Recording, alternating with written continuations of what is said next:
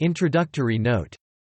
The 1001 Nights is one of the great storybooks of the world. It was introduced to European readers by the French scholar Galland, who discovered the Arabic original and translated it into French in the first decade of the 18th century, but its earlier history is still involved in obscurity. There existed as early as the 10th century of our era a Persian collection of 1,000 tales, enclosed in a framework which is practically the one used in the present collection, telling of a king who was in the habit of killing his wives after the first night, and who was led to abandon this practice by the cleverness of the wazir's daughter, who nightly told him a tale which she left unfinished at dawn, so that his curiosity led him to spare her till the tale should be completed. Whether more than the framework of the Arabian collection was borrowed from this Persian work is uncertain. The tales in the collection of Galland and in more complete editions discovered since his time are chiefly Persian, Indian, and Arabian in source, and in ultimate origin come from all the ends of the earth.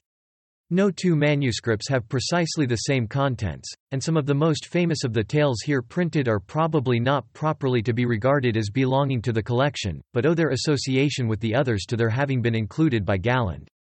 Thus, Ali Baba and the 40 Thieves is found in no Oriental version of the Nights, and Allah ed-Din and the Wonderful Lamp was long supposed to be in the same situation, though within recent years it has turned up in two manuscripts.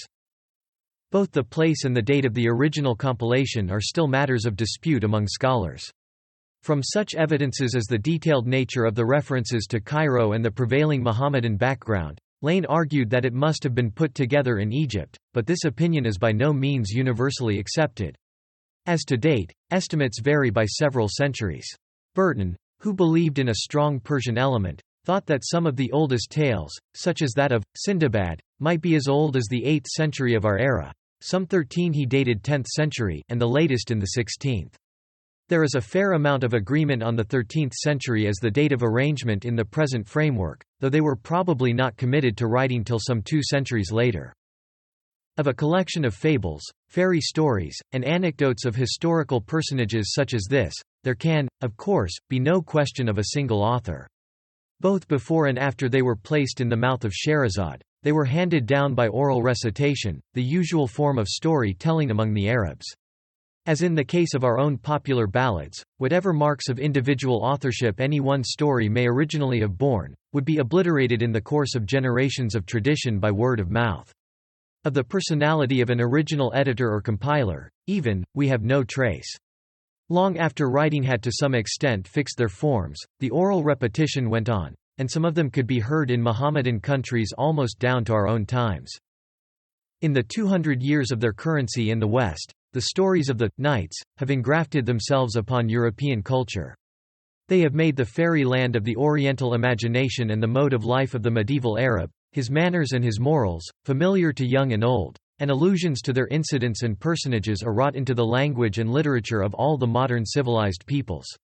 Their mark is found upon music and painting as well as on letters and the common speech, as is witnessed by such diverse results of their inspiration as the music of Rimsky-Korsakov, the illustrations of Parrish, and the marvelous idealization of their background and atmosphere in Tennyson's Recollections of the Arabian Nights, Barmecide Feast, Open Sesame, Old Lamps for New, Solomon's Seal, The Old Man of the Sea, The Slave of the Lamp, The Valley of Diamonds, The Roc's Egg, Harun al-Rashid and his Garden of Delight. These and many more phrases and allusions of everyday occurrence suggest how pervasive has been the influence of this wonder book of the mysterious East.